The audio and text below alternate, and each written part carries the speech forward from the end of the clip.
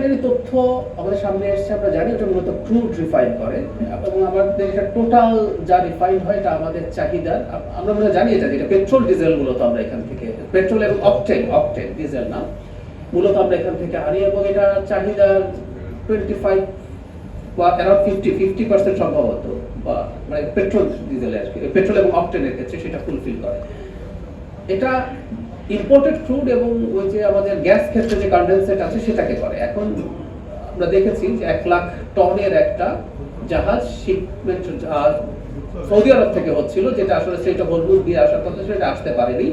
আরেকটা আসবে, এটা হলো প্রাথমিক কথা, যেটা মে মাসের শুরুতে এসে পৌঁছবে, ওটা দিয়ে অলরেডি চুক্তি হয়ে গেছে। এছাড়াও সরকার ক্রুড কেনার চেষ্টা করছে। এখন প্রশ্ন হচ্ছে সংকট হবে কিনা, কারণ আমরা আমাদের মূলত পেট্রোল এবং অকটেন প্রধানত পাই আমাদের ইস্টার্ন রিফাইনারি থেকে। ইস্টার্ন রিফাইনারি যে ক্রাইসিসটা আছে, আপনারাই পত্রিকায় রিপোর্ট করেছেন যে আর এতদিনের মতো মজুদ আছে, আর এতদিনে রিফাইনারি চালানো যাবে। সুতরাং সরকার যে কাজটা করেছে, সরকার রিফাইন্ড পেট্রোল এবং অকটেন ইম্পোর্ট যথেষ্টই করেছে। এই কারণে যে সংকটটা, আবারও বলছি, একদম কোনো সমস্যা হবে না তা না, মানে সাপ্লাই তো খানিকটা সংকট আছে, আসলে এটা ফ্যাক্ট।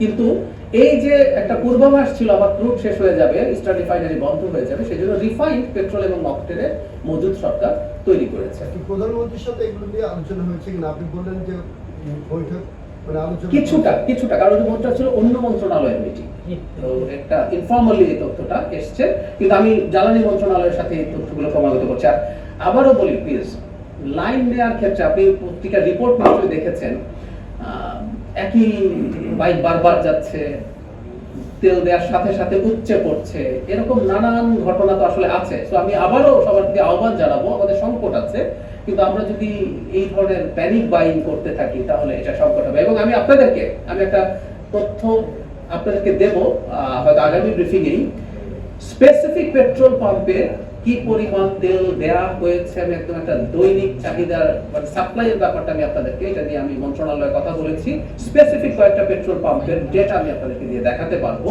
যে আসলে সাপ্লাই কিছু পেট্রোল পাম্পে একদম কমানো হয়নি, কিন্তু তারপর আপনি কিউ দেখছেন কারণ কোনো মানুষ আগে যতটুকু কিনতো তার কয়েক গুণ বেশি কিনছে। এটার সাথে আসলে কোপ করা স্টাফ, আমি একটা খুবই লিডিং পত্রিকা থেকে একটা কোট করতে পারি, সেখানে একজন পেট্রোল পাম্পের মানে বিক্রয় কর্মী বলছেন যে একই সময় পেট্রোল পাচ্ছি, অকটেন পাচ্ছি, যেটা আগে সারাদিন চলতো সেটা এখন 4 ঘন্টায় শেষ হয়ে যায়। তো এই পরিস্থিতি আছে এবং আমি আপনাদেরকে ডেটা দেবো, আমরা জেনুইন ডেটা দিয়ে আসলে আবার কথা বলবো, কারণ আমি এই তথ্যটা পেয়েছি।